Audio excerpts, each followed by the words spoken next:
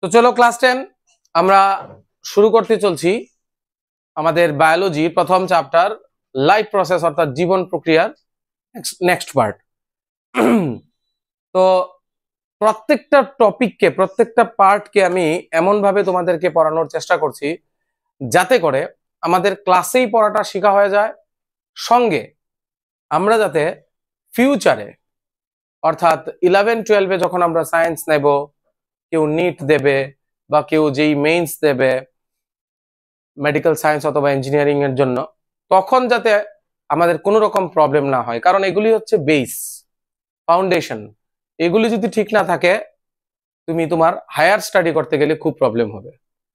এখন আমি পড়াচ্ছি ফিজিক্স কেমিস্ট্রি বায়োলজি 11-12-এ, অর্থাৎ ফিজিক্সের জন্য আলাদা, কেমিস্ট্রির জন্য আলাদা, ইউ হ্যাভ টু তোমার টিচার রাখতে হবে। সেই ক্ষেত্রে এখনের কনসেপ্টটা যদি ভালো না থাকে তাহলে কিন্তু ফিউচারে তোমার প্রবলেম হবে। তো প্রত্যেকে যারা অনলাইন দেখছো বা যারা আমার সামনে বসে দেখছো, প্রত্যেককে বলবো ক্লাসটাকে এনজয় করার জন্য। You have to enjoy the class.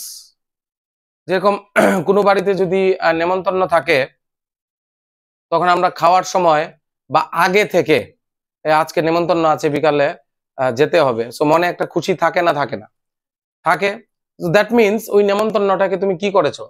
Enjoy করছো। কোনো খাবার যদি তোমার প্রিয় খাবার যদি বাড়িতে রান্না করা হয়, তো খাওয়ার আগ পর্যন্ত বা খাওয়ার সময় পর্যন্ত তোমার মনে একটা খুশি থাকবে। That means what? You are enjoying this. তো আমাদের জীবনে আমাদের বডি সিস্টেম, আমরা পড়ছি ডাইজেস্টিভ সিস্টেম, হ্যাঁ, পাচনতন্ত্র। তো আমাদের বডিও যেটা খায়, যেটা এনজয় করে খায়, সেটাকে পাচাতে বেশি পারে। ঠিক তদ্রুপ ভাবে আমাদের ব্রেইনও ওইটাকে বেশি নিতে পারবে, মনে রাখতে পারবে, যেই পড়াটা তুমি এনজয় করে পড়বে। সো আমি অ্যানিমেশন এবং ভিডিওর মাধ্যমে এমন ভাবে তোমাদেরকে পড়ানোর চেষ্টা করছি যাতে করে you can enjoy it. Brightness ঠিক আছে? ওকে, চলো। তো আমরা সেদিন দেখলাম যে আমাদের পৌষ্টিক তন্ত্র অর্থাৎ ডাইজেস্টিভ সিস্টেম এর দুটি অংশ। একটি হচ্ছে পৌষ্টিক নালী, আর একটা হচ্ছে পাচন গ্রন্থি। একটা হচ্ছে পৌষ্টিক নালী আর একটা হচ্ছে পাচন গ্রন্থি। পৌষ্টিক নালী কি কি আছে? পৌষ্টিক নালীর মধ্যে মুখগহ্বর, যে জায়গা দিয়ে যায় শ্বাস এবং খাদ্য দুটো যায়, ফেরি। তারপর হচ্ছে আমার ইসোফেকাস বা ফুড পাইপ। এই পুরোটা হচ্ছে আমাদের পৌষ্টিক নালী, পৌষ্টিক নালী।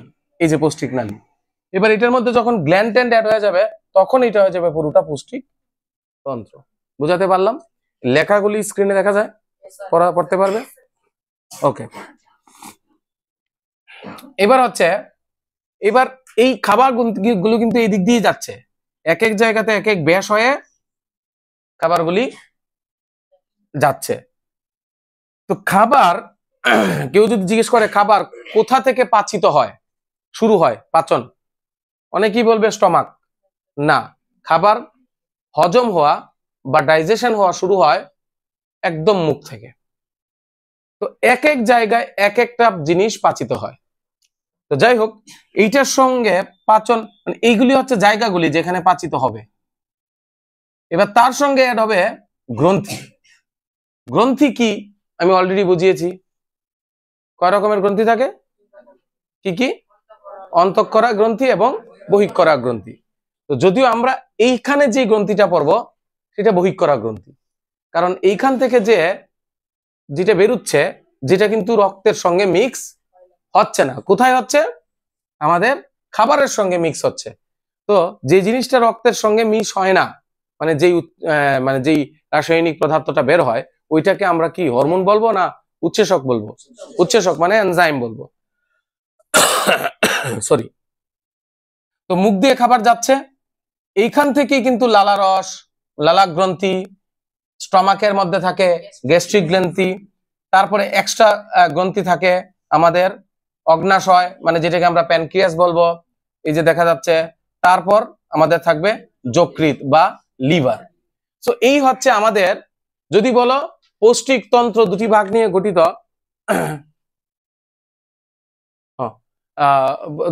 দুটি অংশ নিয়ে গঠিত, একটা হচ্ছে পৌষ্টিক নালী আর একটা হলো পাচক গ্রন্থি। পৌষ্টিক নালী হচ্ছে, রেকর্ড হচ্ছে তো, মুখ থেকে পায়ু পর্যন্ত, মুখ থেকে পায়ু পর্যন্ত যে দৈর্ঘ্যটা, এটা হচ্ছে আমাদের পৌষ্টিক নালী। তার সঙ্গে যখন পাচক গ্রন্থি অ্যাড হবে তখন দুটো মিলিয়ে হয়ে যাবে কি পাচন তন্ত্র, অর্থাৎ ডাইজেস্টিভ সিস্টেম। তো পাচন গ্রন্থির মধ্যে ইম্পর্টেন্ট গ্রন্থিগুলির নাম কি? লালা গ্রন্থি, ইংরেজিতে বলা হয় salivary gland. You have to know the English terminology also. Y?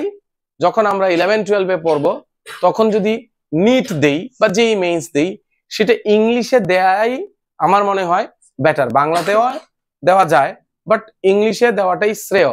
So in that case you have to know the English terminology also. তো আমরা বারবার করে যদি ইংলিশ টার্মিনোলজি গুলি শুনি, so we can memorise it very easily. So লালা গ্রন্থি অর্থাৎ স্যালাইভারি গ্ল্যান্ড, গ্যাস্ট্রিক গ্রন্থি গ্যাস্ট্রিক গ্ল্যান্ড, অগ্নাশয় প্যানক্রিয়াস, অগ্নাশয় হচ্ছে প্যানক্রিয়াস, আর যকৃৎ মানে যেটাকে আমরা লিভার বলবো। সো দুটো মিলিয়ে হলো আমাদের পাচন তন্ত্র। নাও এবার চলো দুটোকে একসাথে আমরা দেখব। মুখগহ্বর, ক্লিয়ার, যেটাকে আমরা ভিউকাল ক্যাভিটি বলবো বা বাকাল ক্যাভিটি বলি, মুখগহ্বর। লালা গ্রন্থি, অ্যাজ ইউ ক্যান সি যে লালা গ্রন্থির মধ্যে কি আছে আমাদের, এই হচ্ছে লালা গ্রন্থিগুলি। Any doubt? এই হচ্ছে লালা গ্রন্থিগুলি। এটা হচ্ছে খাদ্যনালী মানে ফুড পাইপ বা ইসোফেগাস। তারপরে তার সঙ্গে যুক্ত হলো কি দেখো, এই যে এটা হচ্ছে স্টমাক। এটা কি স্টমাক, তার মানে পাকস্থলী। তার সঙ্গে যুক্ত হলো মানে সাইডে থাকলো যকৃৎ বা লিভার। তারপরে পিত্তথলির পরের পিত্তথলি আছে, তারপরে এদিকে থাকবে অগ্নাশয়।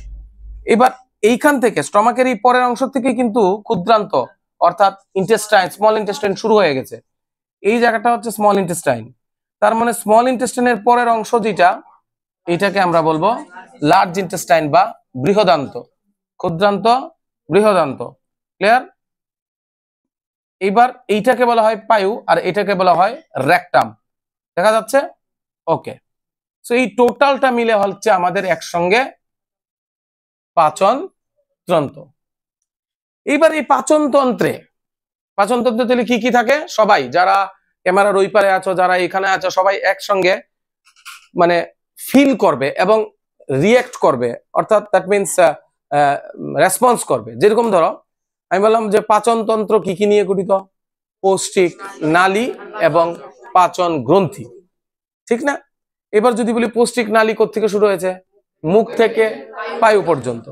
কিভাবে সেটা বিস্তৃত হয়েছে বলো? প্রথম মুখ, মুখগহ্বর, তারপরে ফ্যারিংস, তারপরে খাদ্যনালী, তারপরে পাকস্থলী, তারপরে ক্ষুদ্রান্ত, তারপরে বৃহদান্ত, রেকটাম এবং অ্যানাস বা পায়ু। একদম মাথায় আছে? Yes or not? ছবি ক্রিয়েট করতে হবে, ইমেজ ক্রিয়েট করতে হবে, তাহলে আমাদের মনে মাস্ট থাকবে। ক্লিয়ার? নেক্সট হচ্ছে আমাদের কি বলে সেটাকে, পাচক গ্রন্থি, পাচন গ্রন্থি। গ্রন্থিগুলি কোনগুলি? গ্রন্থিগুলি হচ্ছে লালা গ্রন্থি, ইংরেজিতে বলা হয় স্যালাইভারি গ্ল্যান্ড। তারপরে হচ্ছে গ্যাস্ট্রিক গ্ল্যান্ড, হ্যাঁ। তারপরে আছে তোমার অগ্নাশয় একটা, আর একটা হচ্ছে যকৃৎ একটা, সরি, অগ্নাশয় একটা আর একটা হচ্ছে যকৃৎ। এই হচ্ছে আমাদের ইম্পর্টেন্ট গ্রন্থিগুলি।